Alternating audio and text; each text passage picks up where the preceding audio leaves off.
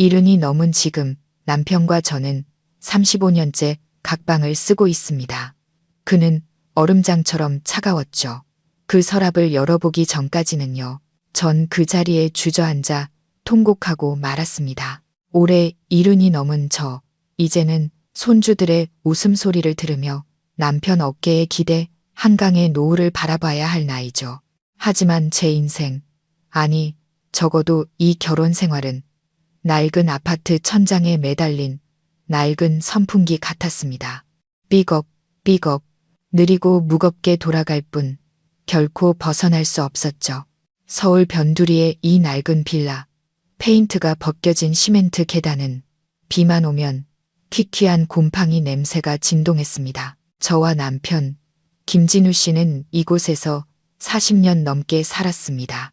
40년, 낯선 두 사람이 만나 가족이 되기에도 충분한 시간이지만 한 관계를 완전히 얼어붙게 만들기에도 충분한 시간이었습니다. 우리는 35년 동안 각방을 썼습니다. 처음 그 이유가 뭐였더라. 솔직히 이젠 기억도 가물가물합니다. 아마 우리의 첫 딸, 사랑하는 혜진이가 세상을 떠난 그날부터였을 겁니다. 그날 이후 그는 낡은 서재로 잠자리를 옮기며 말했죠. 코를 너무 심하게 골아서 당신 잠을 깨울까봐 그런다고. 너무나 얕은 가여울 정도의 핑계였죠. 젊었을 땐 싸우기도 하고 울며 불며 매달리기도 했습니다. 더 이상 날 사랑하지 않느냐고, 마음이 변했냐고 물었죠. 그는 그저 굳은 표정으로 돌아서서 침묵할 뿐이었습니다. 그 침묵은 어떤 욕설보다도 무서웠습니다. 시간이 흐르며 저도 익숙해졌습니다. 35년은 제 마음을 무디게 만들었고 우리는 그저 한 집에 사는 룸메이트, 같은 주민등록 등본에 올라있고 오래전엔 연탄 아궁이를, 지금은 낡은 가스레인지를 함께 쓰는 사이일 뿐이라는 사실을 받아들이게 했습니다.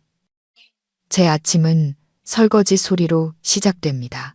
제가 그릇을 정리해 식탁에 마지막 그릇을 내려놓는 순간 옆방에서 헛기침 소리가 들려옵니다. 김진우 씨의 아침 인사죠. 여보, 아침 드세요가 아닌 그저 자신이 일어났다는 신호를 보내는 마른 기침 소리. 그는 낡고 색이 바른 작업복 셔츠를 입고 나와 스스로 진한 녹차 한 잔을 타서 제 맞은편에 앉습니다. 아침 식사는 두려울 만큼의 정적 속에서 이뤄집니다. 저는 신문을 보고 그는 TV를 봅니다. 낡은 목재 식탁은 누런 형광등 불빛을 희미하게 반사하고 우리는 한마디 말도 없이 밥을 먹습니다. 제가 일부러 소리를 낼 때가 있냐고요? 물론이죠. 일부러 수저를 국그릇에 세게 부딪혀 소리를 내기도 합니다. 그것이 우리가 서로의 존재를 확인하는 유일한 소통 방식이었으니까요. 그릇 부딪히는 소리와 그의 헛기침 소리의 합주. 나 오늘 반상회가. 그가 TV 화면에 시선을 고정한 채 툭 던지듯 말합니다. 응, 저도 한 글자로 답하죠. 문단속 잘해요. 알았어요. 끝. 하루의 대화는 그것으로 끝입니다. 저는 한숨을 쉬며 그릇을 치웁니다.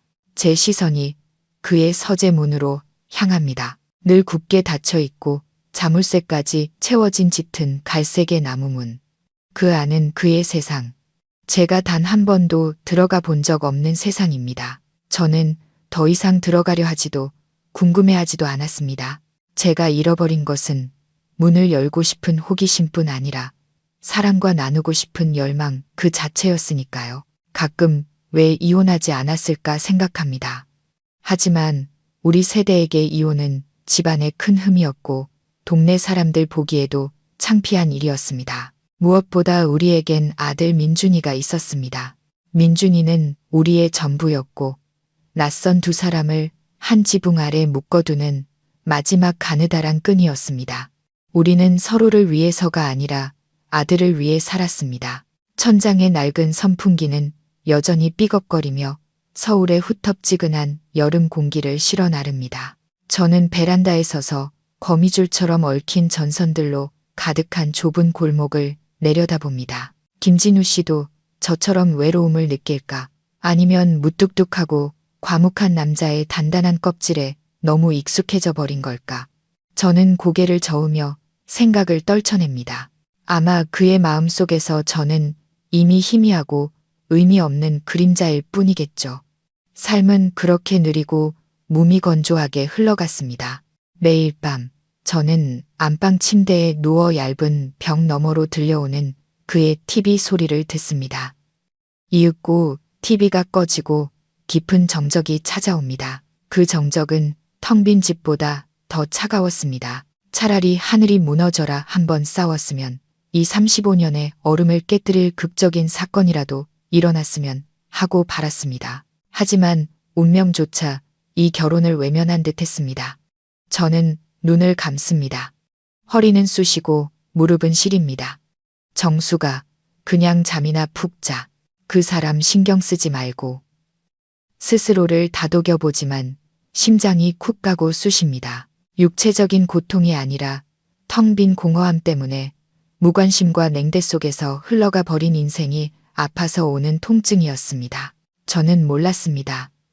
제가 기다리던 진짜 육체적 고통, 그 끔찍한 사건이 곧 닥쳐오리라는 것을. 서울의 밤비는 장대비처럼 퍼붓기보다는 뼛속까지 스며드는 끈질기고 차가운 비였습니다.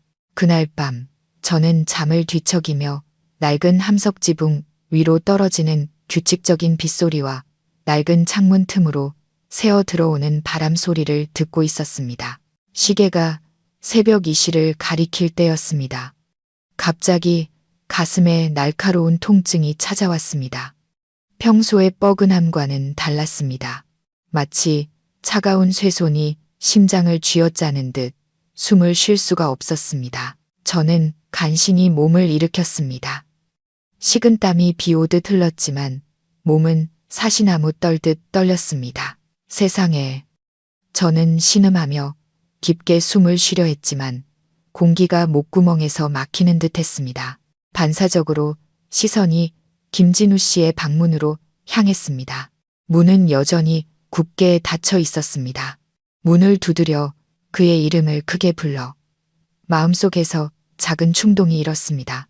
어쨌든 우리는 부부였고 그는 민준이의 아버지니까요.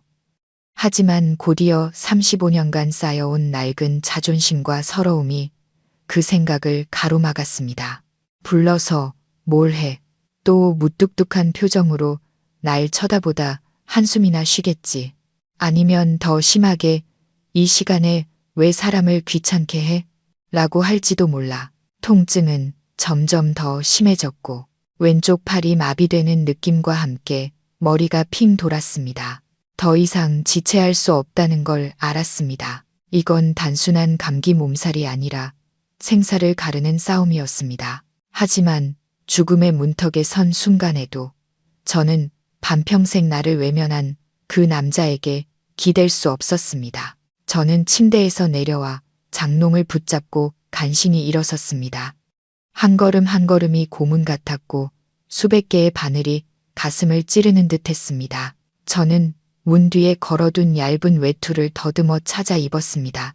외투를 걸치며 저는 바깥의 비바람뿐만 아니라 이 집의 냉기로부터 스스로를 보호할 갑옷을 입는다고 생각했습니다. 방을 나기 전 벽에 걸린 거울을 보았습니다.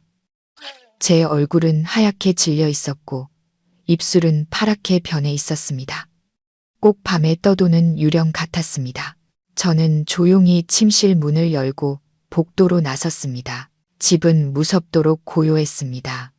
밤비의 눅눅한 냄새와 희미하게 남은 녹차 향이 공기 중에 떠다녔습니다. 저는 김진우 씨의 방문 앞을 지나갔습니다. 심장이 쿵쾅거렸습니다. 통증 때문이기도 했지만 그가 깰까봐 두려워서이기도 했습니다. 문틈으로 희미한 주황색 취침등 불빛이 새어 나왔습니다. 자고 있을까? 깨어 있을까? 저는 멈추지 않고 스스로에게 다짐했습니다. 이정숙, 너는 그 사람이 필요 없어. 넌 언제나 혼자서도 잘해왔잖아. 저는 낡은 빌라의 계단을 절뚝이며 내려갔습니다. 차가운 시멘트 계단이 맨발에 와 닿았습니다. 녹슨 철제 난간을 꽉 잡았습니다. 제 슬리퍼가 바닥에 끌리는 소리가 공허하게 울렸지만 우리 집에서는 아무런 반응도 없었습니다. 저는 작별 인사 한마디 없이 부르는 소리 한 번 없이 그렇게 홀로 쓸쓸히 집을 나섰습니다. 빌라 입구에 다다르자 비는 여전히 쏟아지고 있었습니다. 빗물이 얼굴을 때렸고 그 맛은 짜디찼습니다. 저는 큰 길로 이어지는 좁은 골목을 바라보았습니다. 희미한 가로등 불빛 아래 무릉덩이가 반짝였고 사람은 아무도 없었습니다. 저는 처마 밑에 서서 걷잡을 수 없이 몸을 떨었습니다. 통증이 너무 심해 허리를 숙여야 했습니다. 신음 소리를 내지 않으려고 이를 악물었습니다. 손을 들어 택시를 잡으려 애썼습니다. 하지만 이 비바람치는 한밤중에 차는 한 대도 없었습니다. 마음이 빗물보다 더 차갑게 식었습니다. 서러움이 사무쳤습니다. 나는 무엇을 위해 살아왔나? 죽을 때조차 이렇게 혼자 발버둥 쳐야 하는가? 다른 방법이 없었습니다. 저는 걷기로 결심했습니다. 빗속을 비틀거리며 축축한 담벼락을 따라 걸었습니다. 골목 입구까지 불과 몇십 미터. 하지만 지금은 마치 만리 길처럼 멀게 느껴졌습니다. 마침내 불이 켜진 24시간 해장국집에 노란 불빛이 보였습니다. 그리고 더 다행인 것은 택시 한 대가 손님을 기다리며 서 있었습니다. 저는 마지막 힘을 쥐어짰습니다. 기사님, 기사님, 저 좀 병원으로. 제 목소리는 모기 소리처럼 희미했습니다. 택시 기사님은 깜짝 놀라 저를 돌아보았습니다. 빗물에 흠뻑 젖고 새파랗게 질린 제 모습을 보고는 즉시 상황을 파악했습니다. 그는 급히 차에서 내려 저를 부축해 태웠습니다. 텅 빈 도로를 달리는 동안 낡은 택시 엔진 소리는 시끄러웠지만 역설적으로 제 마음속에는 기이한 평온을 가져다 주었습니다. 눈물이 빗물과 뒤섞여 흘러내렸습니다. 죽음이 두려워서 우는 게 아니었습니다. 35년을 곁에 살면서도 마지막 순간에 이름 한 번 부르지 못하는 사람 때문에 울었습니다. 저는 너무나 많은 시간을 의미 없는 침묵 속에 낭비했습니다. 응급실 당직 의사가 저를 급히 안으로 옮겼습니다. 주차장에서 구급차 사이렌 소리가 울려 퍼졌습니다. 여러 검사와 주사, 촬영 끝에 저는 내과 병동으로 옮겨졌습니다. 다음 날 아침, 젊은 의사가 엄숙한 표정으로 결과를 알려주었습니다. 어머님, 급성 관상동맥 증후군입니다. 다행히 빨리 오셨습니다. 심근경색을 막기 위해 최대한 빨리 스텐트 시술을 해야 합니다. 스텐트 시술. 저는 멍한 머리로 중얼거렸습니다. 제 인생이 험난한 고갯길로 접어들었다는 것을 깨달았습니다. 네, 서류 준비하시고 수술비는 수백만 원 정도 예상하셔야 합니다. 나중에 약값은 별도고요. 의사는 단호하게 말했습니다. 저는 고개를 끄덕였습니다. 돈은 가장 큰 문제가 아니었습니다. 비상금으로 모아둔 적금이 조금 있었습니다. 문제는 저를 둘러싼 지독한 외로움이었습니다. 제 병상은 병실 구석에 있었습니다. 그날 아침 창문으로 들어온 햇살은 병실의 차가운 백색을 더욱 선명하게 드러냈습니다. 저는 그곳에 홀로 누워 있었습니다. 옆 침대를 보니 저와 나이가 비슷해 보이는 할머니 한 분이 계셨는데 그 주위는 항상 시끌벅적했습니다. 자식과 손주들이 둘러싸고 어린 손자는 계속해서 물었습니다. 할머니, 아파. 내가 귤 까줄까? 큰딸은 정성스럽게 어머니의 얼굴과 손을 닦아주며 간호사에게 이것저것 부탁했고 사위는 입원 수속을 하느라 분주하게 오갔습니다. 그의 얼굴은 피곤해 보였지만 눈에는 걱정과 사랑이 가득했습니다. 갑자기 눈물이 핑 돌았습니다. 눈물은 관자놀이를 타고 흘러내려 딱딱한 병원 베개를 적셨습니다. 저는 서둘러 벽 쪽으로 돌아 누워 늙고 초라한 얼굴을 손으로 가렸습니다.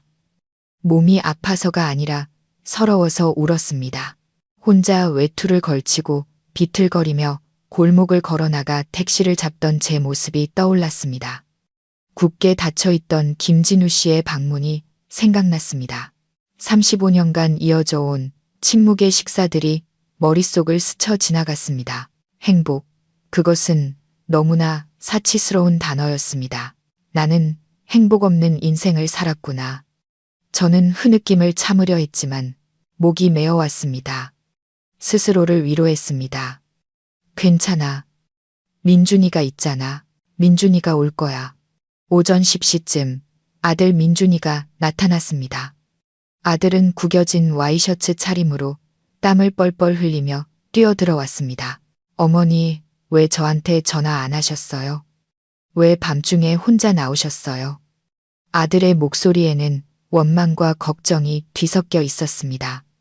저는 고개를 저었습니다. 너한테 전화해서 뭐하니? 너도 일 때문에 바쁘고 힘든데. 민준이는 의자에 앉아 제 어깨를 주무르며 말했습니다. 아들은 40이 넘었지만 생활의 무게에 짓눌려 훨씬 늙어 보였습니다. 그는 아파트 할부금을 갚기 위해 큰 빚을 지고 있는 건설 현장 기사였습니다. 저는 아들의 눈 밑 다크서클과 얼굴에 깊게 팬 피로를 보았습니다. 걱정 마세요. 의사 선생님과 통화했어요. 병원비는 제가 다 해결할 테니 어머니는 아무 생각 말고 몸조리만 잘하세요. 돈은 엄마한테 있어. 적금 들어놓은 거 있다. 민준이는 고개를 저으며 단호하게 말했습니다. 아니에요. 제가 해야죠. 제가 아들이잖아요. 그 돈은 나중에 필요할 때 쓰세요.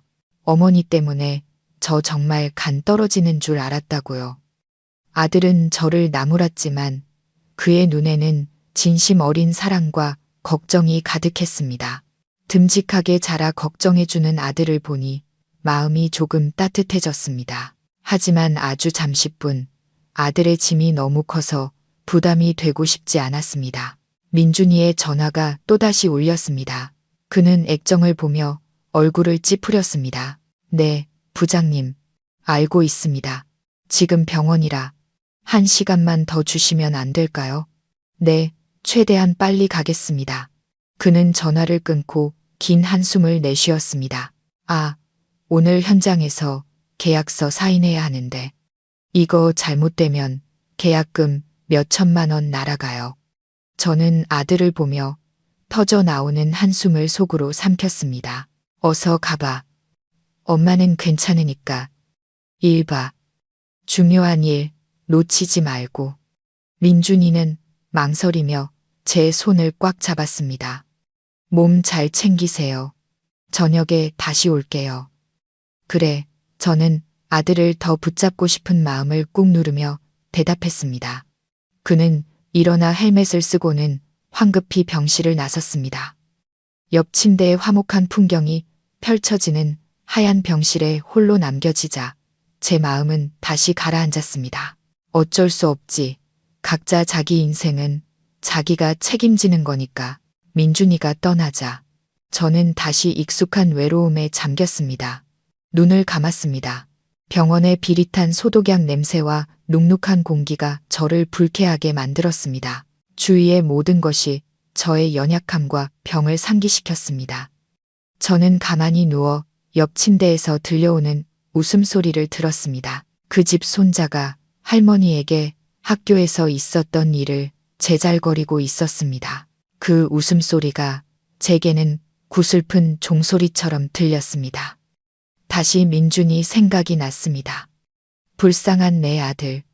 오랫동안 기다려 얻은 귀한 아들이었죠. 어릴 때부터 착하고 속이 깊더니 커서는 너무 많은 짐을 어깨에 짊어지고 있었습니다. 집을 사는 것이 아들 내외의 평생 소원이었고 매달 돌아오는 대출금은 그들을 짓눌렀습니다. 아들 옷에서는 늘 시멘트와 공사장 먼지 냄새가 났습니다. 엄마 걱정 말고 내 처자식이나 챙기라고 했는데 저는 혼잣말을 했습니다. 하지만 어미가 어찌 자식 걱정을 안 할 수 있을까요? 얼마 전 아들이 집에 와서 식탁에 멍하니 앉아 있는 것을 보았습니다. 무슨 일 있니? 하고 묻자 아들은 그저 고개를 저으며 말했습니다.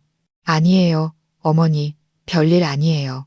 하지만 그의 눈빛은 결코 괜찮지 않았습니다. 아들이 저를 위해 거짓된 평화를 지켜주려 애쓰고 있다는 걸 알았습니다. 간호사가 들어와 혈압과 체온을 봤습니다. 그녀는 동정 어린 눈빛으로 저를 보았습니다. 아마 혼자 있는 환자에게 익숙한 모양이었습니다. 아드님, 방금 가셨나 봐요. 많이 바쁘신가 보네요. 저는 씁쓸하게 웃었습니다.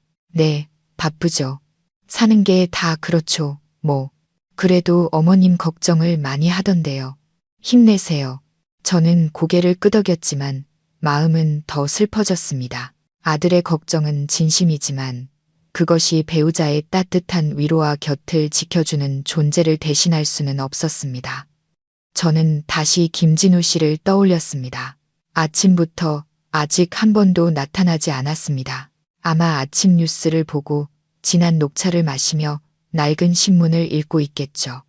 저는 그에게 연락하지 않았고 그도 저에게 연락하지 않았습니다. 아마 민준이를 통해 제 소식을 들었겠지만 그는 침묵을 선택했을 겁니다. 그것이 수십 년간 이어진 그의 방식, 냉담한 방식이었으니까요. 잠시 후 저와 나이가 비슷해 보이는 수수한 차림의 여자가 보온 도시락을 들고 병실로 들어왔습니다. 안녕하세요, 어머님. 이정숙 어머님 맞으시죠? 저 아랫집 사는 영희 엄마예요. 김진우 아버님께서 이 죽 좀 전해달라고 하셔서요. 저는 깜짝 놀랐습니다. 어머, 영희 엄마, 고마워요. 그 양반은 어디 있고요? 영희 엄마는 도시락을 탁자에 내려놓으며 머뭇거리며 말했습니다. 아버님은 집에서 뭘 하고 계신 것 같던데요. 저한테 빨리 갖다 드리라고 신신당부를 하시면서 죽이 식으면 안 된다. 꼭 소고기 야채죽이어야 한다. 그러시더라고요. 그러면서 택시비 하라고 10,000원짜리 몇 장을 쥐어주셨어요. 저는 잠시 멍해졌습니다. 김진우 씨가 이웃에게 부탁을 하고 심지어 택시비까지 챙겨줬다고 35년 만에 처음으로 그가 우리 집안일에 다른 사람을 끌어들인 것이었습니다. 저는 영희 엄마에게 미소 지었습니다. 정말 고마워요. 고생하셨네요. 영희 엄마는 잠시 머물다 돌아갔습니다. 그녀가 떠난 후 저는 보온 도시락 뚜껑을 열었습니다. 따뜻한 김과 함께 고소한 소고기, 야채죽 냄새가 올라왔습니다. 저는 숟가락으로 죽을 저어 보았습니다. 아직 따뜻하고 부드러웠습니다. 그래도 신경은 쓰이나 보네. 저는 씁쓸함과 함께 낯선 감동이 뒤섞인 채 생각했습니다. 하지만 곧바로 스스로를 다잡았습니다. 아마 동네 사람들 보기 민망하고 아들 민준이가 싫은 소리 할까봐 그러겠지. 이 나이에 무슨 정이 남아있겠어. 저는 죽을 먹기 시작했습니다.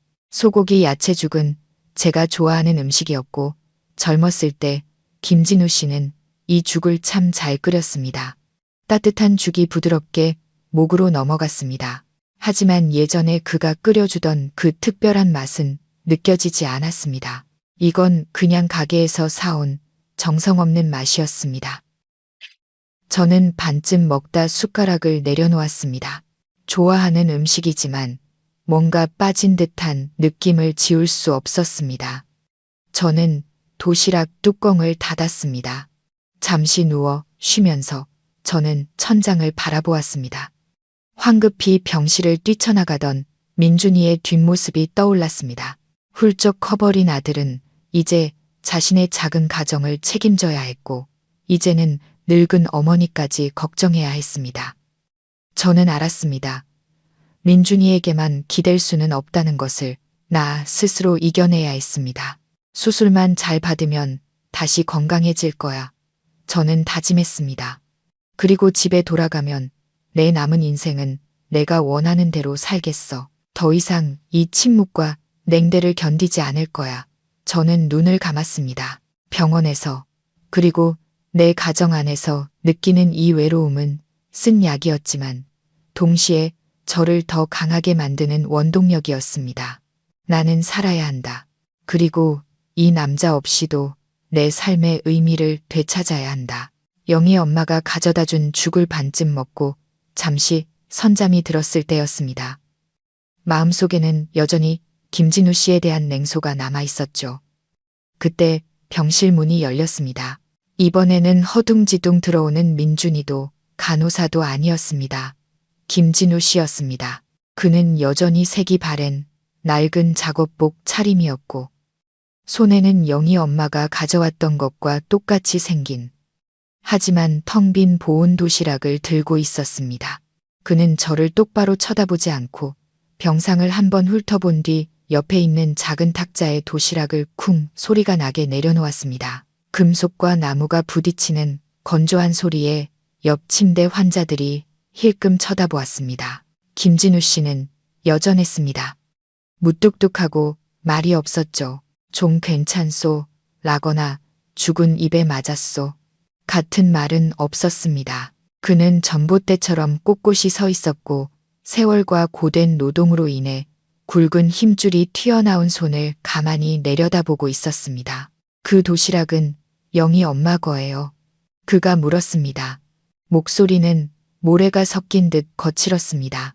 저는 차갑게 대답했습니다. 아니요, 영희 엄마가 가져온 건 여기 있어요. 그는 고개를 끄덕이고는 제가 먹던 도시락을 쳐다보았습니다. 다 먹었소? 반쯤 먹었어요. 입맛이 없어서. 저는 일부러 그렇게 말했습니다. 그가 화를 내거나 왜 입맛이 없는지 조금이라도 관심을 보여주길 바라면서요. 하지만 김진우 씨는 미간을 살짝 찌푸리고는 도시락 뚜껑을 열어 남은 죽의 양을 확인할 뿐이었습니다. 먹어요. 의사가 잘 먹어야 한다고 했소. 내일 또 끓여오지. 저는 입꼬리를 올려 비웃었습니다. 아주 씁쓸한 미소였죠. 그렇게까지 고생할 필요 없어요. 아들 민준이가 다 알아서 할 거예요. 제 말은 그의 단단한 자존심을 찌르는 칼날 같았습니다. 그의 어깨가 미세하게 떨리는 것을 보았지만 그는 여전히 얼음장 같은 표정을 유지했습니다. 민준이는 자기 처자식 챙기기도 바빠. 내일은 내가 알아서 하오. 의사가 병원비 얼마나 더 내라고 하던가? 우리의 관계는 숫자와 책임, 질병과 고통 같은 것들을 중심으로만 맴돌았습니다. 걱정이나 불안 같은 감정은 대화에 끼어들 틈이 없었죠. 스텐트 시술하는데 수백만 원 든다고 했어요. 민준이가 다 해결한다고 했고요. 저는 일부러 아들의 역할을 강조하며 말했습니다. 김진우 씨는 잠시 침묵하더니 천천히 지갑을 꺼냈습니다. 낡고 해진 가죽 지갑. 그는 그 안에서 꼬깃꼬깃한 지폐 몇 장을 꺼냈습니다. 그는 세어보지도 않고 돈뭉치를 탁자 위에 올려놓으며 짧게 말했습니다. 이거 가지고 있다가 필요한 데 써요. 민준이 힘들게 하지 말고. 저는 그 돈을 보았습니다. 그의 평생 연금을 모은 돈이거나 서재의 낡은 물건들을 팔아 마련한 돈일 겁니다. 왜 이러세요? 저 돈 있어요. 가져가요. 난 돈 필요 없소. 그의 무뚝뚝함에 화가 치밀었습니다. 소리치고 싶었습니다. 내가 필요한 건 돈이 아니라 당신의 마음이라고요. 하지만 그 말을 속으로 삼켰습니다. 소리쳐서 뭘 얻겠습니까? 그는 더 입을 닫을 것이고 저는 더 지칠 뿐이겠죠. 저는 돈뭉치를 밀어냈습니다. 필요 없어요. 도로 가져가세요. 김진우 씨는 저를 보았습니다. 이번에는 그의 시선이 평소보다 더 오래 제 얼굴에 머물렀습니다. 그 눈빛은 무관심이 아니었습니다. 두꺼운 억압의 얼음층 아래 깊숙이 숨겨진 걱정이었습니다. 아주 짧은 순간 무언가 반짝이다가 사라지고 그 자리를 분노와 실망이 채웠습니다. 날 못 믿는 거요. 그가 약간 떨리는 목소리로 물었습니다. 그냥 당신에게 패 끼치고 싶지 않아요. 그는 더 이상 아무 말도 하지 않았습니다. 일어나서 빈 도시락을 들고 밖으로 나갔습니다. 이 병실에서 도망치고 싶다는 듯 그의 동작은 단호하고 빨랐습니다. 저는 극심한 실망감을 느꼈습니다.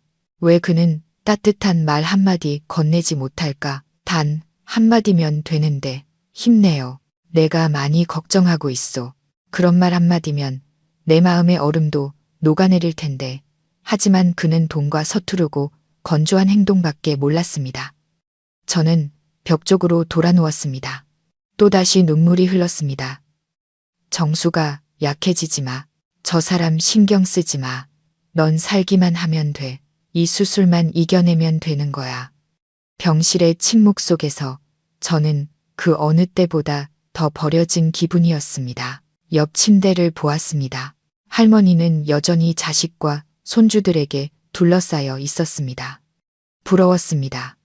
재산이나 명예가 아니라 숨길 필요 없이 드러나는 따뜻한 사람의 정이 부러웠습니다. 그러다 문득 35년 전 모든 것이 무너지기 시작했던 그날의 일이 떠올랐습니다. 그날 밤 병원에서 저는 잠을 이루지 못했습니다. 심장은 가끔 욱신거렸지만 육체적 고통은 더 이상 정신적 고통만큼 두렵지 않았습니다. 저는 천장을 바라보며 35년 전 그 추웠던 서울의 겨울로 돌아갔습니다. 그때는 1988년 이 빌라도 아직 새 것이었고 우리 부부는 젊고 희망에 가득 차 있었습니다. 저는 첫 딸 혜진이를 임신하고 있었습니다. 오랫동안 꿈꿔왔던 이름이었죠. 하지만 기쁨은 오래가지 못했습니다. 그 끔찍했던 날을 저는 똑똑히 기억합니다. 김진우 씨는 화학 공장에서 일을 마치고 돌아왔습니다. 온몸에서는 기름과 시큼한 화학약품 냄새가 났습니다. 그는 지친 몸을 침대에 던졌습니다. 그날 밤 저는 갑자기 극심한 복통을 느꼈습니다. 모든 것이 너무 빨리 일어났습니다. 병원으로 옮겨졌지만 제 작은 딸아이는 지켜낼 수 없었습니다. 아이는 미숙아로 태어나 너무 약했고 태어난 지 몇 시간 만에 세상을 떠났습니다. 그 상실감은 제 인생 가장 큰 충격이었습니다. 저는 산후조리실에 누워 있었습니다.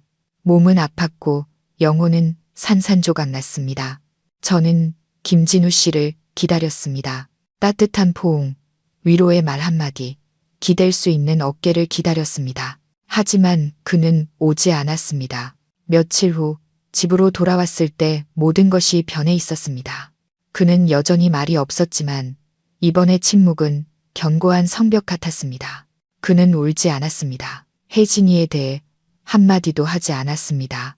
그는 그저 자기 짐을 챙기며 말했습니다. 나 서재에서 잘게. 내가 코를 너무 심하게 골아서 당신 잠을 방해할까봐. 무슨 소리예요? 왜요? 나 당신이 필요해요. 진우 씨. 저는 애원했습니다. 아무것도 아니야. 그냥 당신 좀 편히 쉬라고. 그러고는 서재 문을 쾅 닫아버렸습니다.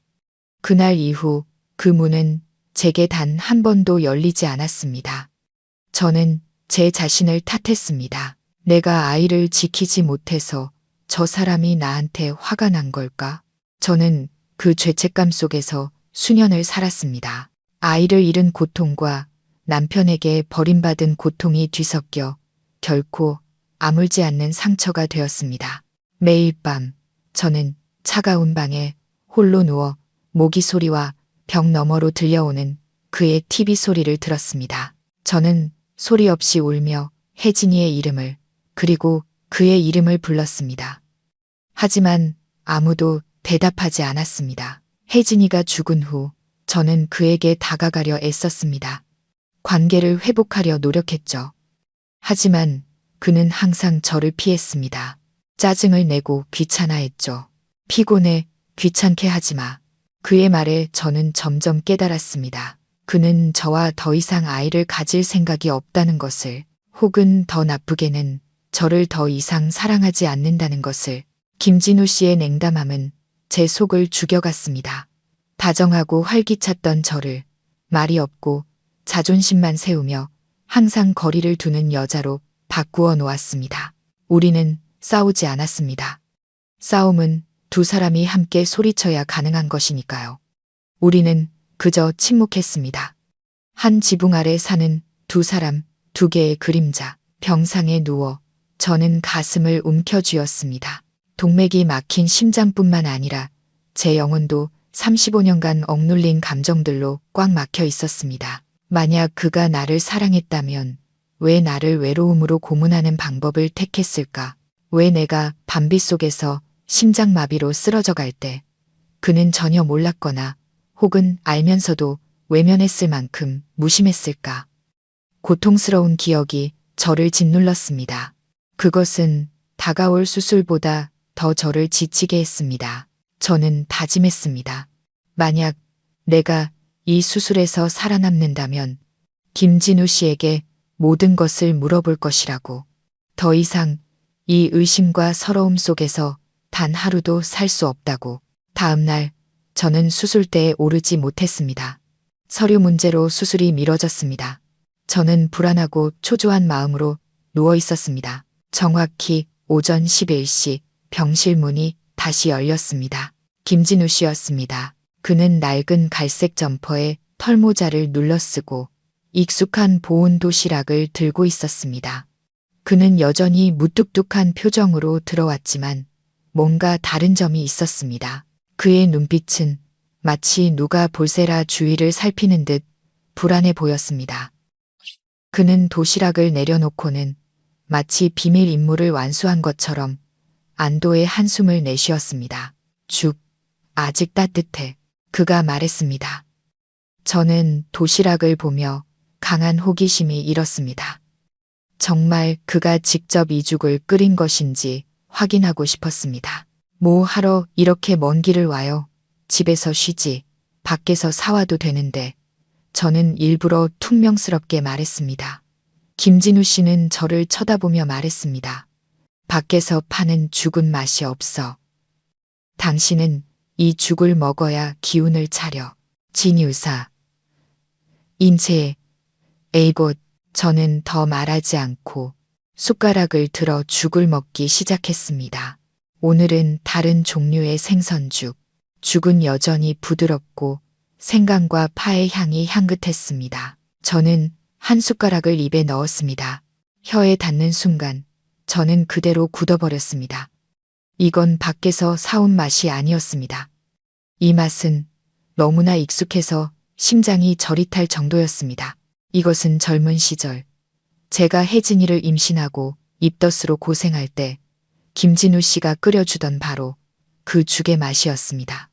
그는 항상 아주 잘게 다진 생강과 참기름 한 방울을 넣어 비린내를 잡으면서도 생선의 단맛을 살렸습니다.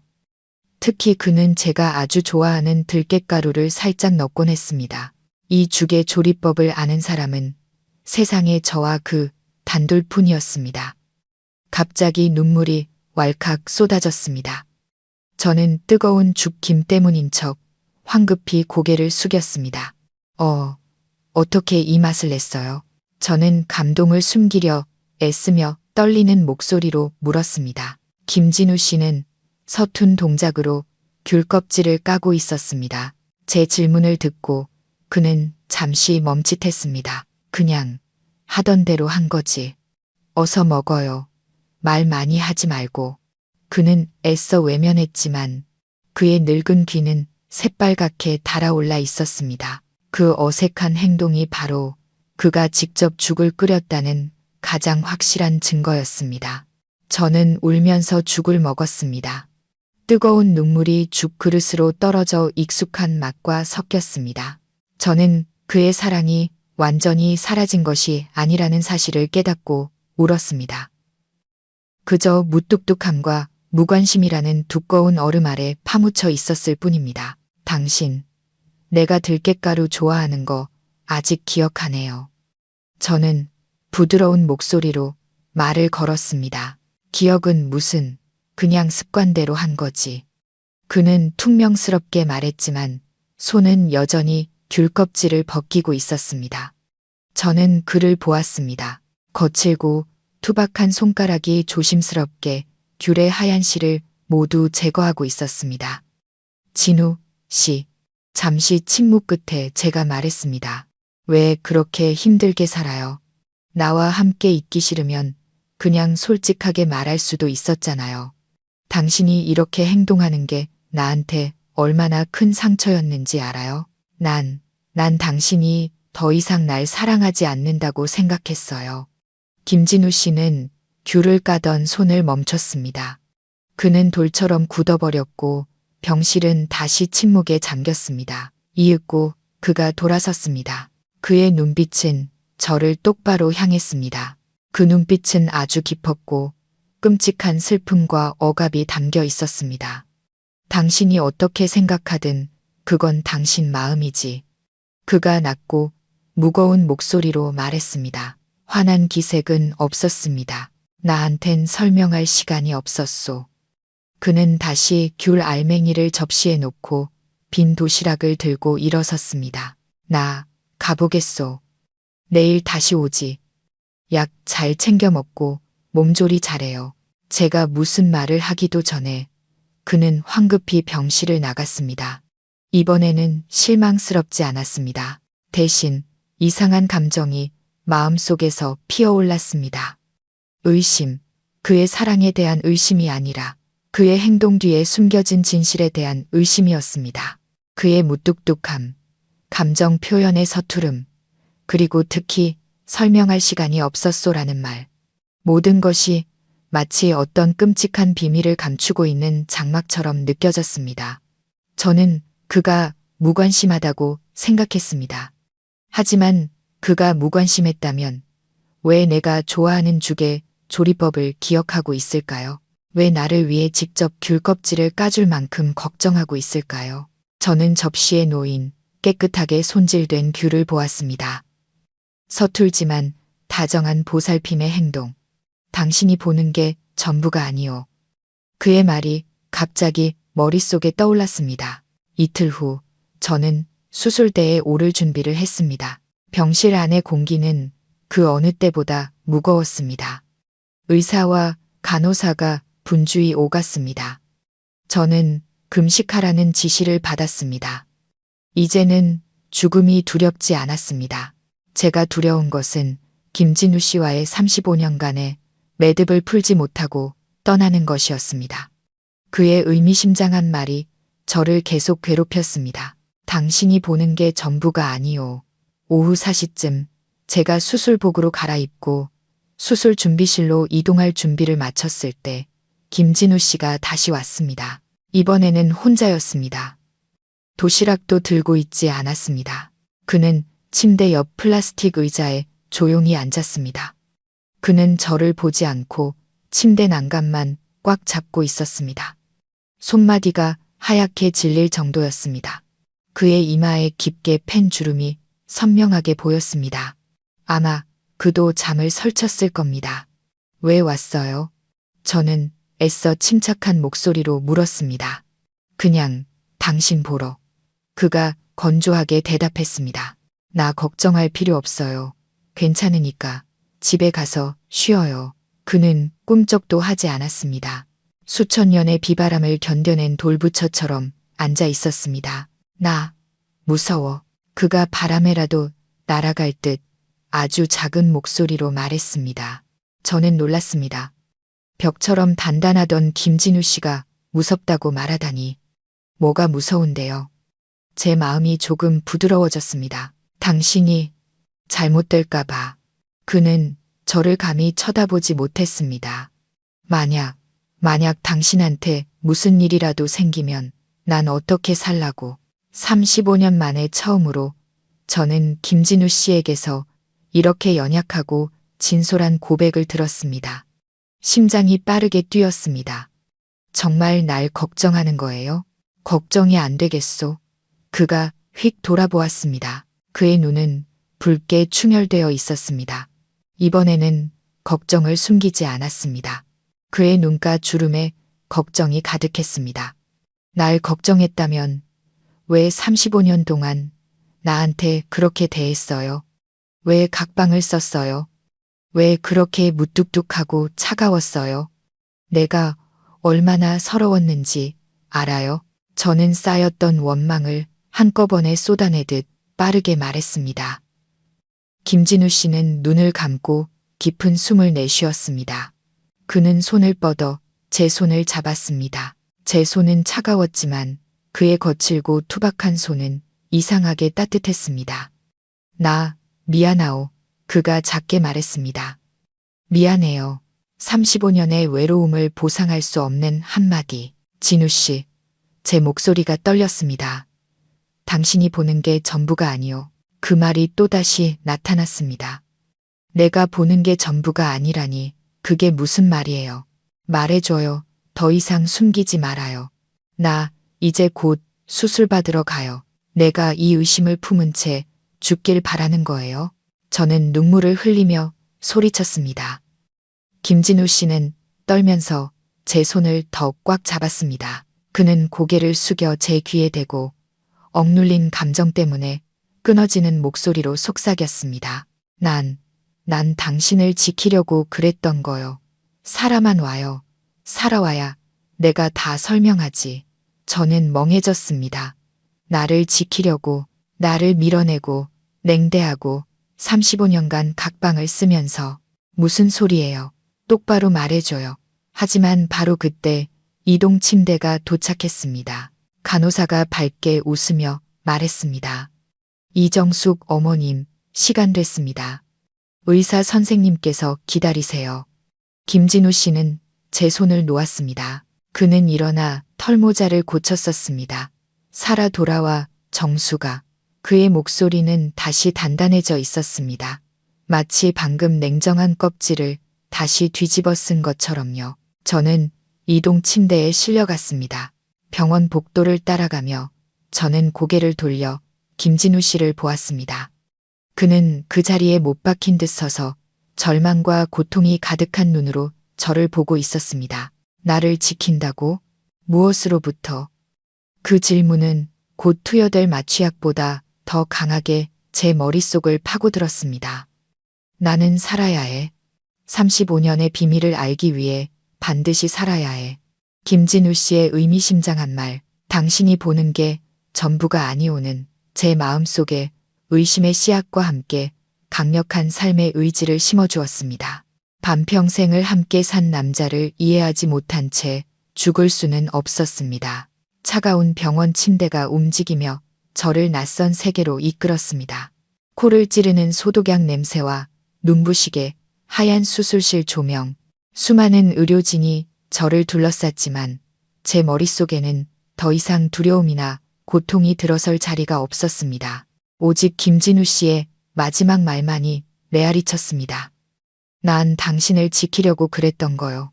살아만 와요. 살아와야 내가 다 설명하지. 어떻게 지켰다는 걸까? 무엇으로부터 나를 지켰다는 걸까? 마취약이 퍼지기 시작했고 온몸이 무겁게 가라앉았습니다. 저는 희미해져가는 의식의 마지막 끈을 붙잡으려 애썼습니다. 저는 속으로 다짐했습니다. 정수가, 너는 죽을 수 없어. 진실을 알기 위해 살아야 해. 35년을 서러움과 의심 속에서 살았잖아. 모든 것을 이해하지 못하고 떠날 수는 없어. 깊은 잠으로 빠져드는 동안 저는 병상 옆에 서 있던 김진우 씨의 모습을 다시 보았습니다. 붉게 충혈된 눈, 제 손을 잡던 거칠고 투박한 손. 그것은 지난 수년간 제가 본 그의 모습 중 가장 따뜻하고 진실된 모습이었습니다. 제가 알던 무뚝뚝하고 차가운 남자와는 너무나 달랐습니다. 만약 그의 말이 사실이라면, 만약 그가 더 끔찍한 무언가로부터 저를 지키기 위해 자신의 자존심과 행복, 그리고 우리 사이의 온기를 희생한 것이라면 저는 그를 너무나 오해한 것이었습니다. 뜨거운 눈물이 뺨을 타고 흘렀습니다. 두려움 때문이 아니라 희미하게 밀려오는 후회 때문이었습니다. 살아야 해. 살아야 해. 어둠이 저를 완전히 삼키기 전 제가 스스로에게 내린 마지막 명령이었습니다. 스텐트 시술은 몇 시간에 걸쳐 진행되었습니다. 저는 아무것도 몰랐지만 깨어났을 때 가장 먼저 느낀 것은 이상한 안도감이었습니다. 가슴을 짓누르던 압박감이 사라졌습니다. 제 심장이 더 규칙적이고 힘차게 뛰는 것을 느낄 수 있었습니다. 민준이가 밤을 새워 초췌한 얼굴로 옆에 앉아 있었습니다. 하지만 그의 눈은 기쁨으로 빛나고 있었습니다. 어머니, 깨어나셨어요. 정말 걱정했어요. 수술 잘 끝났대요. 이제 심장이 훨씬 건강해지셨대요. 그 사람, 내 아버지는 어디 있니? 저는 약한 목소리로 바로 물었습니다. 민준이는 피곤하지만 진심 어린 미소를 지었습니다. 아버지요, 어젯밤 내내 여기 계셨어요. 집에 안 가시고 저기 대기실 의자에 앉아서 수술실 문만 쳐다보고 계셨어요. 아침에 제가 씻고 좀 쉬고 오시라고 등을 떠밀어서 겨우 집에 가셨어요. 저는 눈을 감았습니다. 김진우 씨의 무뚝뚝함은 무관심이 아니라 억눌림이었구나. 그는 두려웠지만 제가 자신의 두려움을 볼까봐 곁에 있지 못했던 것입니다. 혹은 수술대에 오르기 전 마지막 약속이 수술과 함께 사라질까봐 두려웠던 거겠죠. 회복은 더디게 진행되었습니다. 호흡 운동도 움직이는 연습도 해야 했습니다. 하지만 제 안에서는 진실을 알고자 하는 열망과 호기심이 가장 강력한 동력이 되었습니다. 당장이라도 퇴원해서 그 낡은 빌라로 돌아가 김진우 씨와 마주하고 싶었습니다. 그가 병문안을 올 때마다 저는 탐색하는 눈빛으로 그를 바라보았습니다. 말을 걸려고 애썼죠. 진우 씨, 몸 괜찮아지면 다 얘기해줘요. 그는 항상 제 시선을 피했습니다. 몸조리나 잘해요. 지난 일을 뭐하러 다시 꺼내. 아니요, 나는 알아야겠어요. 더 이상 숨기지 말아요. 때가 되면 말하겠소. 지금은 아니야. 김진우 씨의 고집과 무뚝뚝함이 다시 고개를 들었습니다. 하지만 이번에는 그 단단함 뒤에 비밀이 그가 홀로 짊어져 온 고통이 있다는 것을 알았습니다. 저는 더 이상 그에게 화가 나지 않았습니다. 그가 불쌍했습니다. 반평생을 외로움과 오해 속에서 살아온 우리 두 사람이 불쌍했습니다. 거의 2주간의 입원 끝에 저는 마침내 퇴원하게 되었습니다. 시원한 서울의 가을 오후였습니다. 김진우 씨는 낡은 초록색 택시를 병원 입구에 대기시켜 놓았습니다. 민준이는 일 때문에 바빠서 잠시 들러 수납만 도와주고는 황급히 떠났습니다. 저를 집으로 데려다 준 사람은 김진우 씨였습니다. 병원 문을 나설 때 그는 저를 부축하지 않았습니다. 그저 택시 문을 열어주며 말했습니다. 타시오. 그리고는 뒤로 돌아가 제약 봉투와 짐가방을 들었습니다. 그는 결코 낭만적인 행동으로 애정을 표현하는 사람이 아니었습니다. 그저 묵묵하고 실질적인 행동으로 보여줄 뿐이었죠. 저는 뒷좌석에 앉았고 택시는 붐비는 거리를 달렸습니다. 창밖을 보았습니다. 모든 것이 예전과 같았지만 제 눈에는 다르게 보였습니다. 마치 다시 태어난 기분이었습니다. 진우 씨. 제가 조용히 불렀습니다. 응. 그의 목소리는 여전히 건조했습니다. 그는 조수석에 앉아 있었습니다. 고마워요. 그는 한참 동안 말이 없었습니다. 제 말을 무시하는 줄 알았습니다. 하지만 이내 그는 백미러를 통해 저를 보았습니다. 그의 시선이 1초간 머물렀습니다. 그 짧은 순간 그의 눈에서 피로와 인내, 그리고 제가 무사히 돌아온 것에 대한 작은 안도감을 보았습니다. 뭐가 고맙다는 거요? 당연히 할 일을 한 거지. 그는 말하고는 다시 앞을 보았습니다. 저는 미소 지었습니다. 그것이 그의 방식으로 제 감사를 받아들이는 법이라는 것을 알았습니다. 낡은 빌라에 도착했을 때 김진우 씨는 먼저 내려서 택시비를 계산했습니다. 그리고는 제 뒤에서 약봉투를 들고 그림자처럼 묵묵히 따라왔습니다. 계단은 여전히 페인트가 벗겨져 있었고 퀴퀴한 곰팡이 냄새가 났습니다.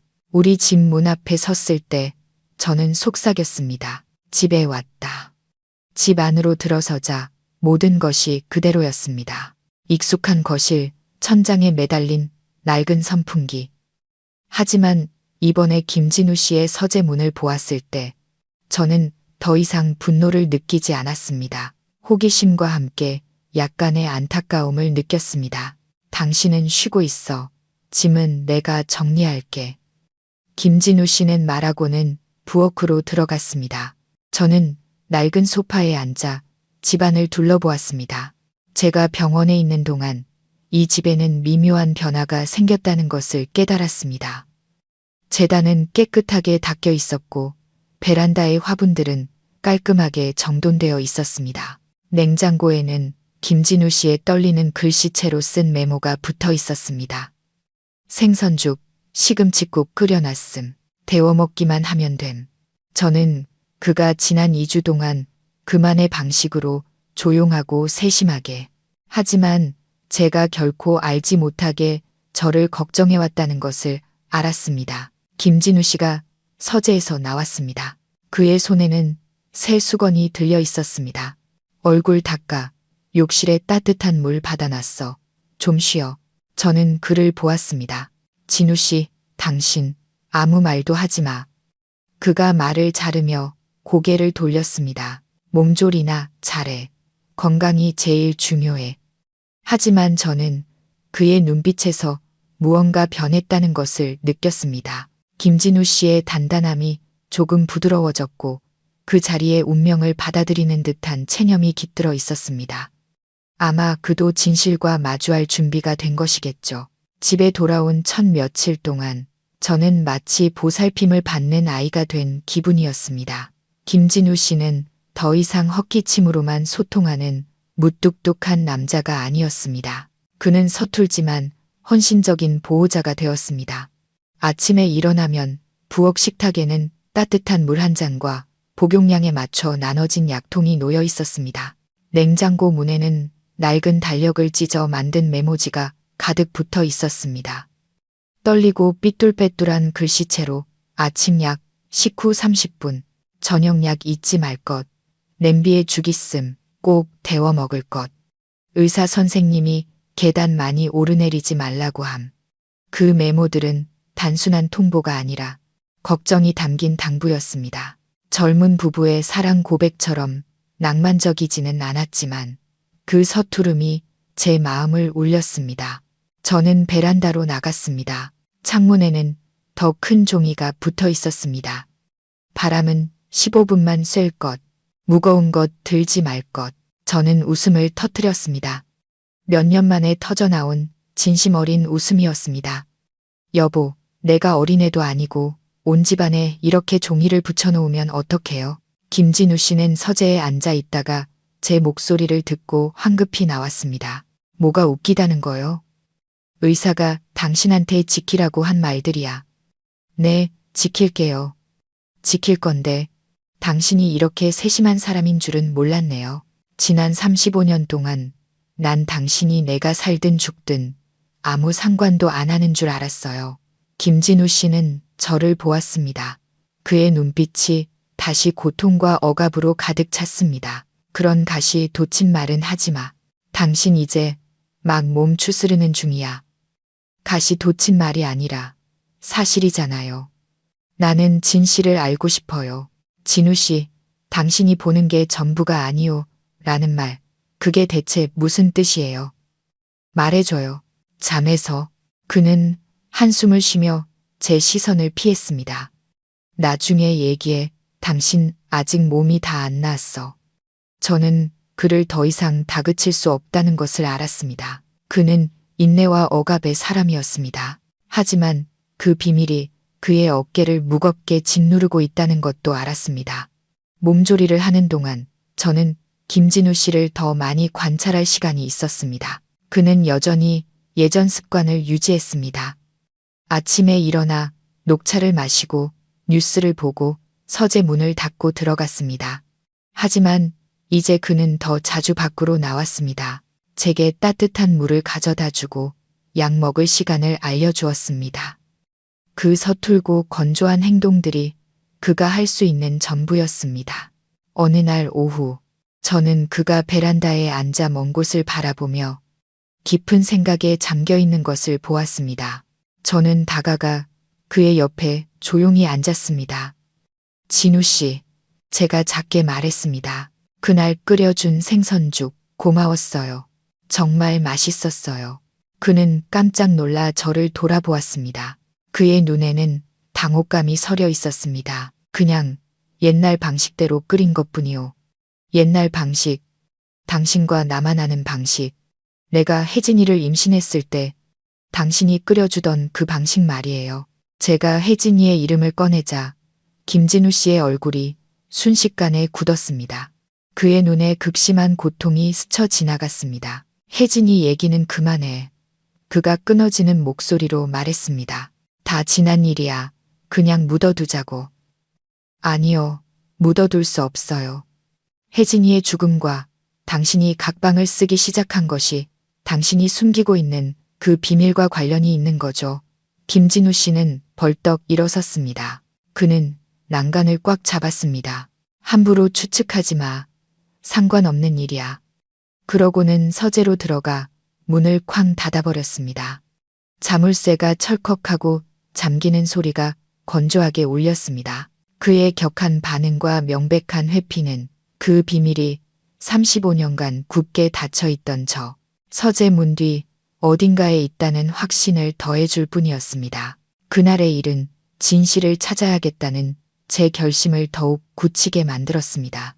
김진우 씨의 고백을 기다릴 수만은 없었습니다. 제가 직접 알아내야 했습니다. 그날 밤 저는 뒤척이며 잠을 이루지 못했습니다. 길거리의 오토바이 소리, 잠들지 않는 도시의 멀고 희미한 소음, 김진우 씨 방의 TV 소리는 오래전에 꺼졌고 오직 침묵만이 남았습니다. 저는 그의 서재문, 늘 자물쇠로 잠겨있는 짙은 갈색의 서랍장을 떠올렸습니다. 그는 왜 그 방을 신성불가침의 영역처럼 여겼을까요? 무엇을 그렇게 필사적으로 숨겨야 했을까요? 돈, 중요한 서류, 아니면 젊은 시절 제가 씁쓸하게 상상했던 것처럼 다른 여자의 연애 편지. 하지만 최근 그의 서툰 보살핌을 생각하면 그건 배신이 아닐 거라는 확신이 들었습니다. 그건 고통, 비밀일 것이었습니다. 저는 행동하기로 결심했습니다. 다음 날 아침, 김진우 씨가 말했습니다. 나 오늘 반상회 가는데 한두 시간은 걸릴 거요. 집에 잘 있어요. 밖에 나가지 말고. 알았어요. 저는 최대한 평온한 표정을 지으려 애쓰며 대답했습니다. 김진우 씨가 떠나고 그의 오토바이 소리가 골목 끝에서 사라지는 것을 들었습니다. 저는 그가 물건을 잊고 다시 돌아오지 않을 거라는 확신이 들 때까지 15분을 더 기다렸습니다. 저는 일어나 그의 서재로 향했습니다. 차갑고 자물쇠로 굳게 잠긴 문. 저는 찾기 시작했습니다. 그가 서랍을 잠갔다면 분명히 예비 열쇠가 있을 것이었습니다. 김진우 씨는 아주 신중하지만 또한 구식인 사람이었습니다. 그는 전자도어나 최신 금고를 결코 신뢰하지 않을 사람이었죠. 제 침실을 찾아보았습니다. 베개 및 옷장 안 없었습니다. 다시 그의 방으로 돌아갔습니다. 방은 간단했습니다. 낡은 책상, 빛바랜 책과 신문 더미, 간이 침대 하나, 그리고 문제의 서랍장. 저는 그가 자주 가는 곳들을 뒤지기 시작했습니다. 그의 침대 매트리스 및 잠겨있지 않은 책상 서랍 안. 거기에는 펜과 종이, 자질구레한 지출을 기록한 장부뿐이었습니다. 마침내 저는 베란다의 화분 앞에 멈춰 섰습니다. 김진우 씨가 아주 정성껏 돌보던 행운목 화분이었죠. 그는 식물을 아주 사랑하는 사람이었습니다. 저는 손으로 화분 표면의 흙을 살살 파헤쳤습니다. 흙 아래에서 차가운 금속 물체가 손에 닿았습니다. 제 예상대로였습니다. 낡은 끈으로 묶인 작은 열쇠 꾸러미가 화초 뿌리 밑에 고이 숨겨져 있었습니다. 심장이 쿵쾅거렸습니다. 이것은 제 평생 해본 가장 은밀한 행동이었습니다. 죄책감이 들었지만 진실을 찾고 싶은 열망이 다른 모든 감정을 압도했습니다. 열쇠는 3개였습니다. 저는 가장 작고 오래된 뱃쇠, 열쇠가 바로 그 서랍장의 열쇠라는 것을 직감했습니다. 저는 방으로 들어가 떨리는 손으로 열쇠를 구멍에 넣었습니다. 철컥, 건조한 금속 소리와 함께 서랍이 열렸습니다. 오래된 종이에 퀴퀴한 냄새와 녹차 향이 코를 찔렀습니다. 저는 숨을 참았습니다. 35년의 비밀이 바로 눈앞에 있었습니다. 저는 손을 넣어 서랍을 끝까지 당겼습니다. 안에는 돈도 금도 연애편지도 없었습니다. 오직 누렇게 변색된 진료기록 서류철 하나, 흑백 사진 한 장, 그리고 쓰다만 편지 뭉치뿐이었습니다. 지금 이 순간의 감정은 분노가 아니었습니다. 진실의 낭떠러지 앞에 선 듯한 끔찍한 공포였습니다. 저는 떨리는 손으로 누렇게 바랜 진료기록 서류철을 서랍에서 꺼냈습니다.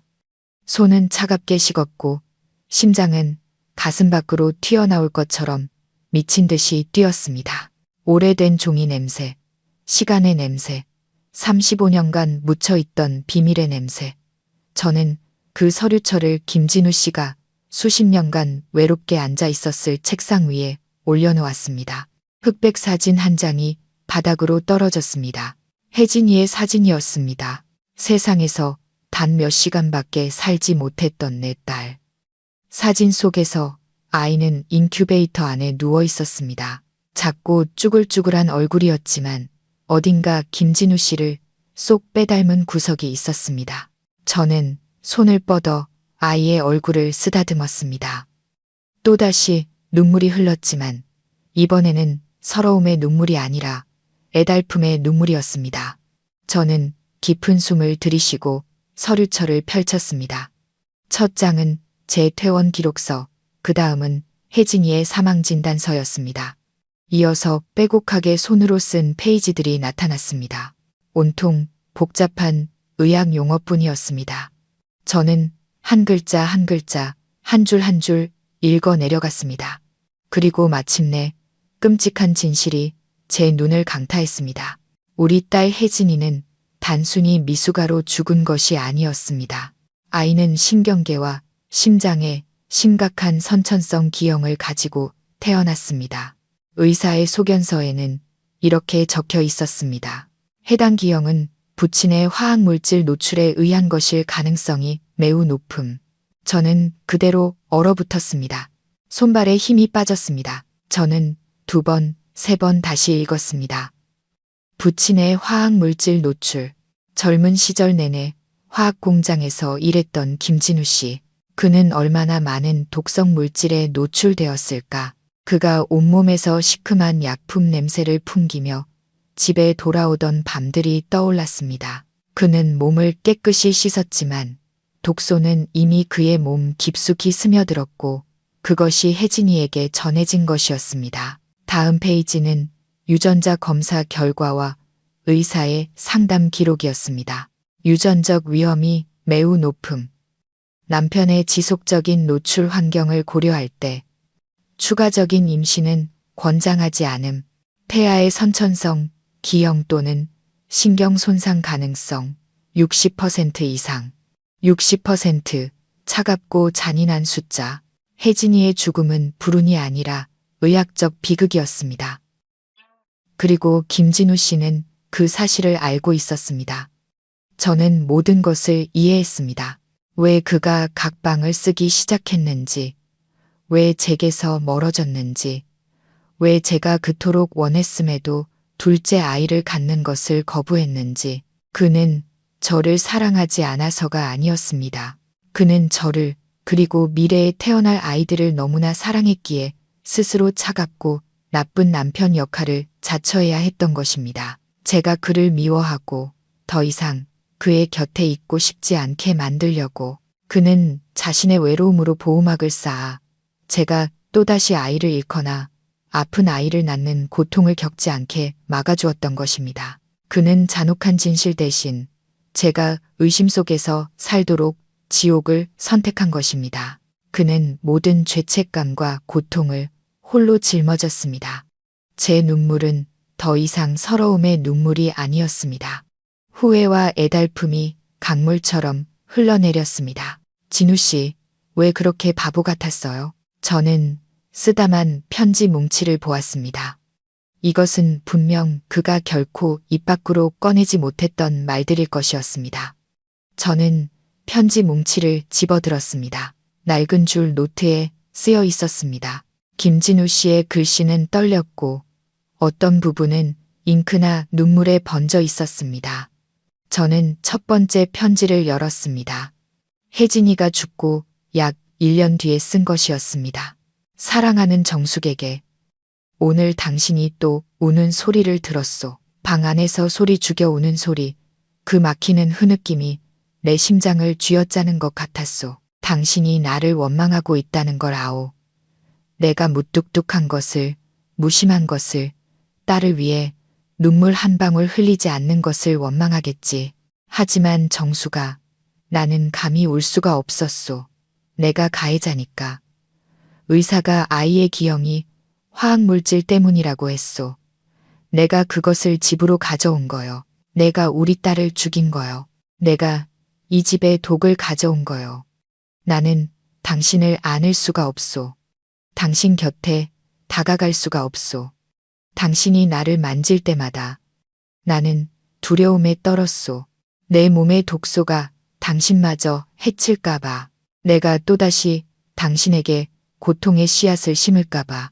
나는 서재에 나 자신을 가두고 각방을 써야만 했소. 매일 밤 당신의 숨소리와 천장 선풍기 소리를 들으며 내 눈물이 마르지 않았다는 걸 당신은 아시오. 나는 차가운 남편, 무책임한 남편을 연기해야만 했소. 그래야만 당신이 나를 떠날 이유를, 나를 가까이 하고 싶지 않을 이유를 가질 테니까. 그것이 당신을, 그리고 어쩌면 우리가 가질 수 있을 미래의 아이들을 지키는 유일한 방법이었소. 내가 당신에게 상처 주고 있다는 걸 아오. 내가 당신의 마음을 산산조각 내고 있다는 걸 아오. 하지만 당신이 또다시 상실의 고통을 겪게 하느니 차라리 당신이 나를 원망하고 미워하는 편이 낫소. 당신은 내가 유일하게 사랑하는 여자지만 내 사랑은 잔인한 무기가 되어버렸소. 미안하오. 1000번, 10,000번 미안하오. 진우가. 저는 더 이상 참을 수 없었습니다. 책상에 엎드려 편지를 가슴에 끌어안고 목 놓아 울었습니다. 김진우 씨도 저만큼, 아니 저보다 더 고통스러웠던 것입니다. 그는 아이를 잃었을 뿐만 아니라 자신이 원인이라는 죄책감을 견뎌야 했고 사랑하는 사람을 스스로 밀어내야만 했습니다. 저는 다음 편지들을 읽었습니다. 모두 다른 시기에 쓰인 고백과 참회의 글들이었습니다. 제가 아팠을 때 쓴 편지도 있었습니다.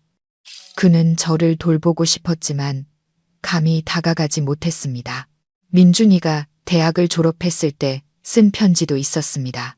그는 저를 꼭 껴안고 기쁨을 나누고 싶었지만 얼음장 같은 표정을 유지해야만 했습니다. 마지막 편지는 제가 수술대에 오르기 바로 전에 쓴 것이었습니다. 정숙, 당신이 이 글을 읽게 될지 모르겠소. 만약 당신이 이걸 읽는다면 나는 더 이상 이 세상에 없거나 당신이 무사히 수술을 마쳤다는 뜻이겠지. 내가 당신에게 지켜주려고 그랬다고 말했소. 이제 더 분명히 말하겠소. 나는 이 끔찍한 진실로부터 당신을 지켜주고 싶었소. 혜진이의 죽음이 나 때문이라는 사실로부터 당신을 지켜주고 싶었소. 안전, 내 죄책감의 무게로부터 당신을 지켜주고 기영아를 낳을 위험으로부터 당신을 지켜주고 싶었소. 나는 35년을 이 짐을 지고 살았소. 당신과 민준이의 안전을 위해 내 행복과 온기를 희생했소. 매일 밤 나는 당신의 방을 바라보며 이것이 가장 잔인한 방식으로 당신을 사랑하는 법이라고 생각했소. 만약 당신이 무사히 돌아온다면 나를 바로 용서하지는 말아주시오. 계속 나를 원망하고 탓해도 좋소. 당신이 살아만 있다면, 당신이 거기 있어만 준다면, 당신이 건강해지면 내가 모든 것을 말하겠소. 더 이상 도망치지 않겠소. 사랑하오. 언제나 사랑했소. 저는 편지를 내려놓았습니다. 온 세상이 빙빙 도는 것 같았습니다. 진실은 저를 충격에 빠뜨렸을 뿐만 아니라 뼛속까지 아프게 했습니다. 저는 이 남자를 오해했습니다. 그는 자신의 집안에서 순교자의 외로운 삶을 살아온 것이었습니다. 저는 더 이상 김진우 씨에게 화가 나지 않았습니다. 깊은 연민만이 남았습니다. 저는 서류철과 편지 뭉치를 안고 일어나 거실로 나가 그가 돌아오기를 기다렸습니다. 약 30분 후 익숙한 오토바이 소리가 골목 입구에서 들려왔습니다. 심장이 다시 뛰기 시작했지만 이번에는 두려움이 아니라 기다림 때문이었습니다. 김진우 씨가 땀과 먼지로 범벅이 된 채 집으로 들어섰습니다. 그는 소파에 앉아 있는 저와 제 손에 들린 서류 뭉치를 보았습니다. 그의 시선은 누렇게 바랜 진료 기록, 서류철과 활짝 열려있는 서재의 서랍에 꽂혔습니다. 그의 얼굴색이 순식간에 변했습니다. 더위로 붉었던 얼굴이 하얗게 질렸습니다. 두려움, 공황, 그리고 실패감이 그의 눈에 선명하게 드러났습니다. 정수, 당신. 그의 목소리는 제대로 나오지 않았습니다. 그는 쓰고 있던 털모자를 바닥에 떨어뜨리고 문을 잠그는 것조차 잊었습니다. 그는 마치 대본을 잃어버린 배우처럼 거실 한가운데에 멍하니 서 있었습니다. 다 읽었어요. 진우 씨, 제가 작게 말했습니다. 목소리가 메었지만 애써 평정을 유지하려 했습니다. 김진우 씨는 고개를 숙였습니다. 그의 어깨가 떨렸습니다. 35년간의 냉정한 가면이 완전히 무너져 내렸습니다. 그는 더 이상 무뚝뚝하고 단단한 남자가 아니었습니다. 그는 그저 진실로부터 도망치려 했던 고통받는 아버지이자 죄 많은 남편일 뿐이었습니다. 당신, 나한테 화내지 마시오. 말하고 싶었지만 감히 그럴 수가 없었소. 당신이 감당하지 못할까봐. 그가 갈라진 목소리로 말했습니다. 저는 일어나 그에게 다가갔습니다. 저는 그의 깊은 눈을 똑바로 쳐다보았습니다. 내가 뭘 감당하지 못할 거라고 생각했어요. 딸의 죽음, 아니면 35년간의 의심과 굴욕. 내가 당신에게 다른 여자가 있는 줄 알았다는 건 알아요? 당신이 날 더 이상 사랑하지 않는다고 내가 당신의 짐이라고 생각했다는 건요. 제 눈에서 다시 눈물이 흘렀습니다. 이것은 비난이 아니었습니다. 상처 입은 여자의 탄식이었습니다. 아니야, 다른 여자는 없었어. 당신뿐이었어. 오직 당신뿐. 김진우 씨는 소리쳤습니다. 그의 목소리가 갈라졌습니다. 내가 당신을 사랑해서 그랬던 거요. 난 당신 곁에 다가갈 수가 없었소. 무서웠어. 내 몸의 독소가 당신마저 병들게 할까봐. 우리가 또 아이를 가졌는데 그 아이마저 혜진이처럼 되면 당신은 감당하지 못할 거야. 당신은 죽고 말 거라고. 그는 얼굴을 감싸 쥐고 주저앉아 목 놓아 울기 시작했습니다. 그 억눌리고 고통스러운 울음소리는 무뚝뚝한 남자의 것이 아니었습니다. 평생을 죄책감에 시달리며 버텨온 한 아버지, 한 남편의 울음이었습니다. 저는 굳건했던 내 남자가 우는 모습을 서서 지켜보았습니다. 혜진이가 죽었을 때조차 그의 눈물을 본 적이 없었습니다. 35년의 억압이 터져나온 그 애절한 울음소리가 제 마음의 얼음도 녹여버렸습니다. 진우 씨, 혜진이가 죽은 건 당신 탓이 아니에요. 그건 운명이었어요. 제가 부드럽게 말했습니다. 아니야, 내 탓이야. 내가 그걸 집으로 가져왔어. 사마이는 내가 우리 딸을 독살한 거야. 그는 소파를 주먹으로 내리치며 외쳤습니다. 나는 죄인이야. 벌을 받아야 해.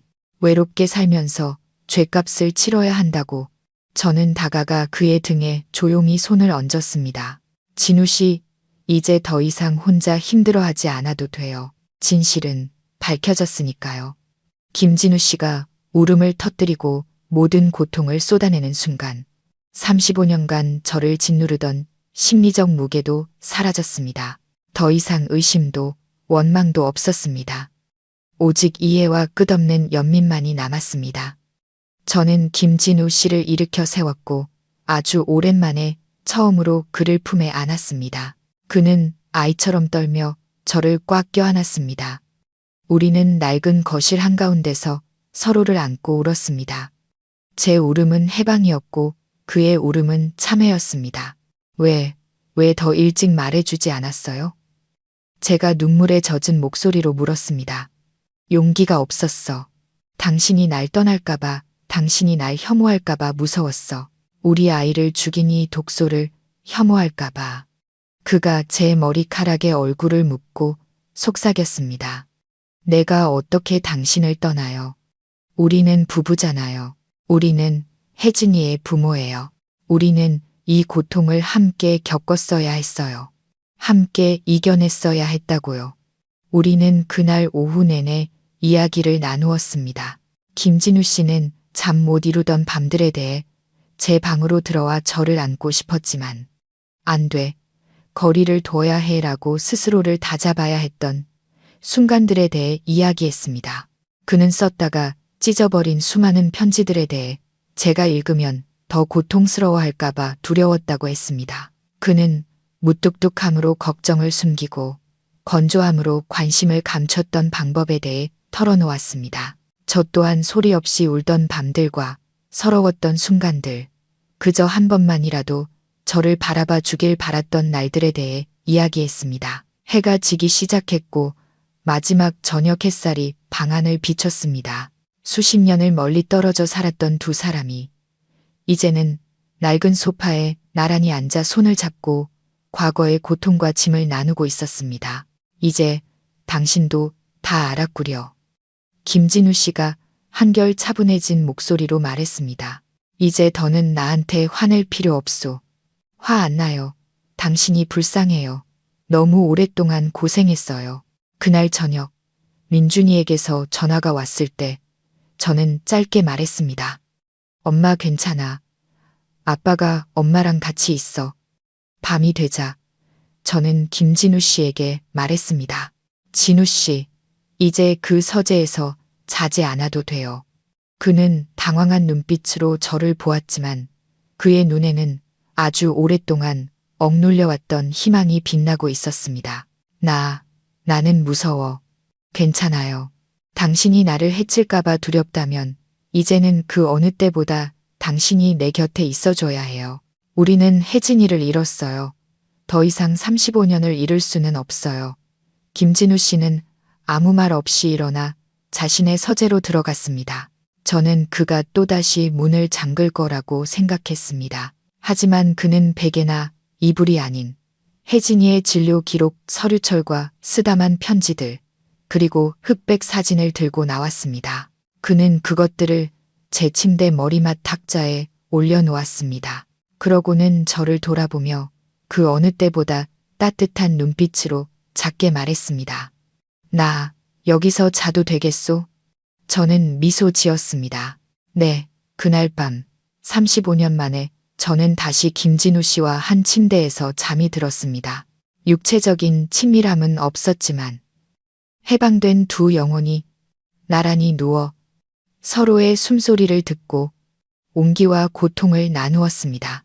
비밀은 밝혀졌고 짐은 나눠졌으며 반평생의 침묵은 끝났습니다. 저는 잠에서 깨어났습니다. 가장 먼저 느낀 것은 낡은 이불이 아닌 옆에서 들려오는 규칙적이고 느린 숨결에 익숙한 온기였습니다.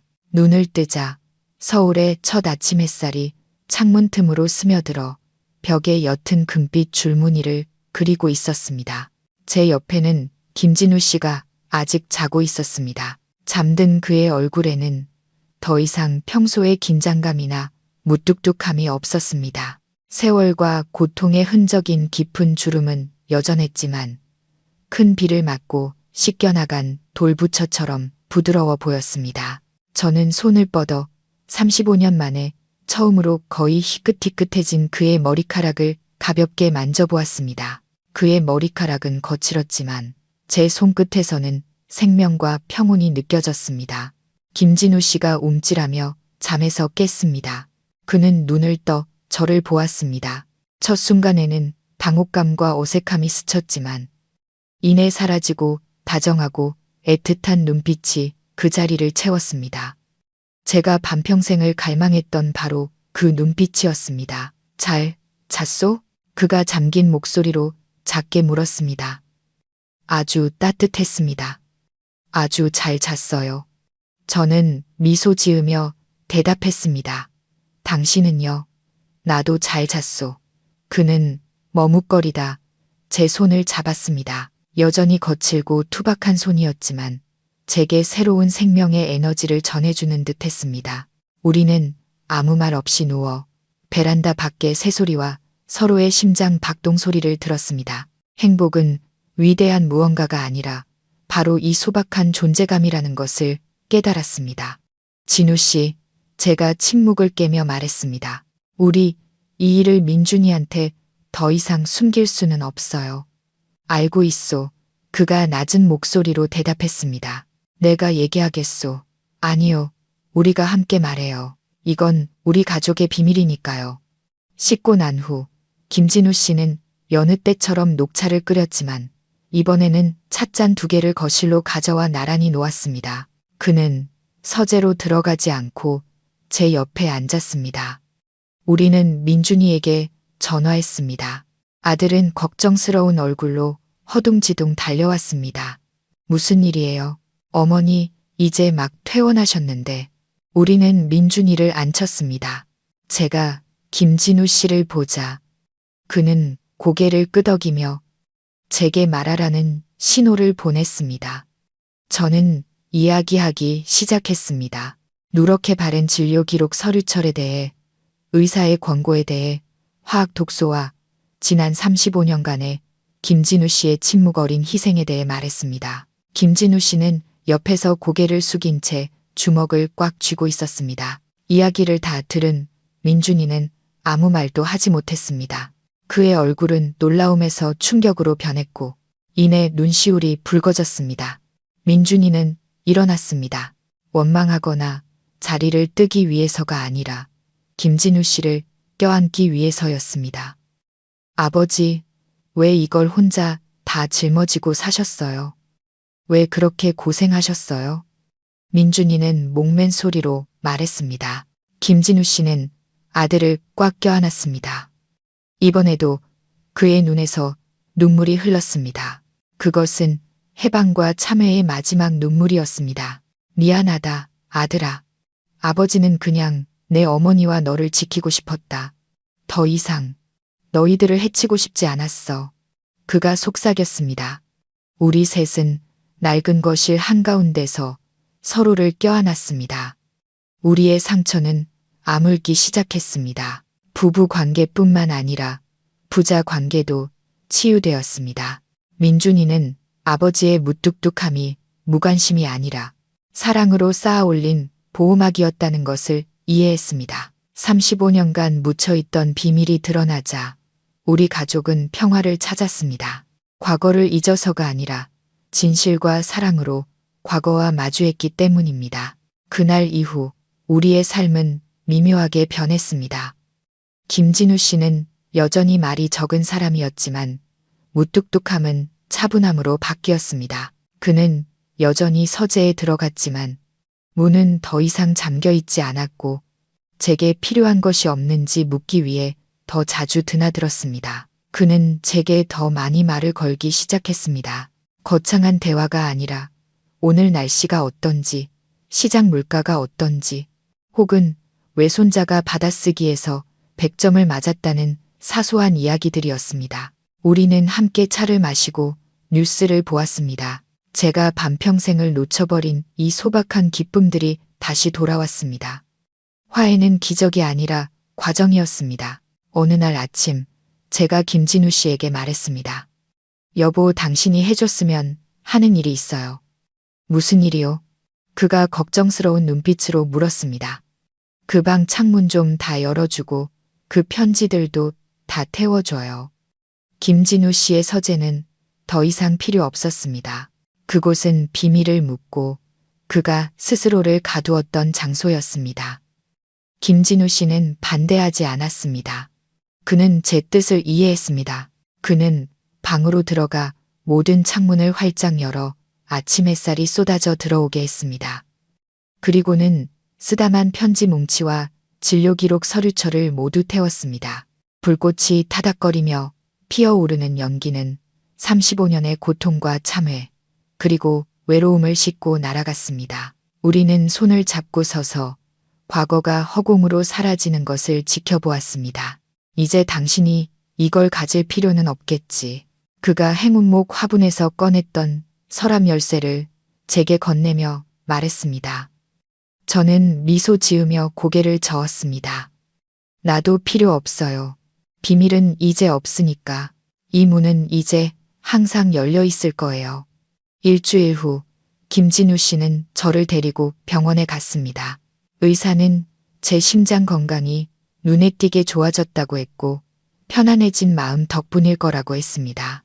집으로 돌아오는 길, 저는 우리가 처음 데이트했던 종로의 한 낡은 아이스크림 가게를 보았습니다. 진우 씨, 제가 작게 말했습니다. 우리 저기 들어가서 아이스크림 하나 먹고 갈까요? 그는 잠시 머뭇거리더니 이내 환하게 웃었습니다. 35년 동안 단 한 번도 보지 못했던 진심에서 우러나온 밝은 미소였습니다. 좋지. 우리도 옛날 생각 좀 해볼까? 우리는 낡은 아이스크림 가게로 들어갔습니다. 모든 것이 예전 그대로였습니다. 우리는 아이스크림을 하나씩 시켜 나란히 앉아 거리를 내다보았습니다. 저는 이 자리에서 한 지붕, 한 가족을 꿈꾸던 젊은 시절의 우리 모습을 보았습니다. 정수가, 김진우 씨가 사랑 가득한 목소리로 말했습니다. 내가 약속했지. 남은 인생 내가 당신한테 다 갚겠다고. 이제 더 이상 무뚝뚝하게 굴지도 도망치지도 않을 거요. 나도 약속할게요. 이제 더 이상 당신을 의심하지 않을게요. 당신을 믿을게요. 그것은 늦은 약속이었지만 제 인생에서 가장 소중한 약속이었습니다. 우리의 사랑은 낭만적인 동화가 아니라 인내와 희생, 그리고 이해에 관한 이야기였습니다. 천국을 찾기 위해 지옥을 거쳐야만 했습니다. 세월은 흘러갔습니다. 저와 김진우 씨는 평온하고 따뜻하게 남은 날들을 보냈습니다.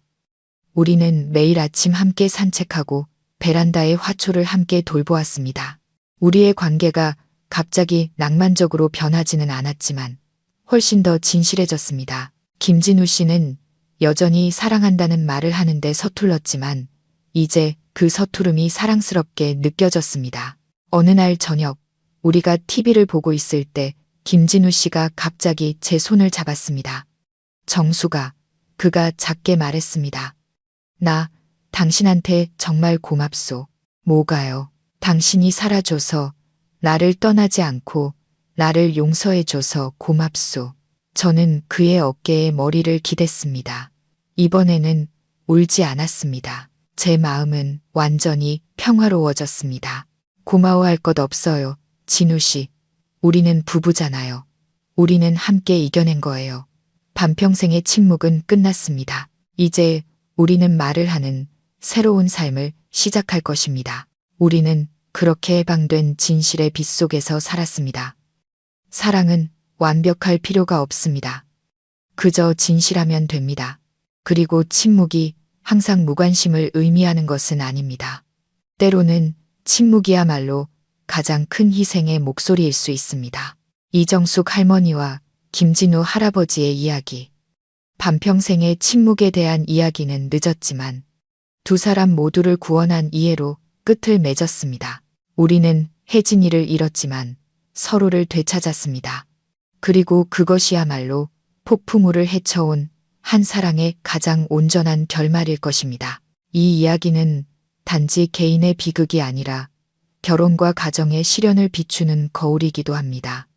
진실과 사랑, 그리고 이해의 가치에 대한 깊은 깨달음을 줍니다.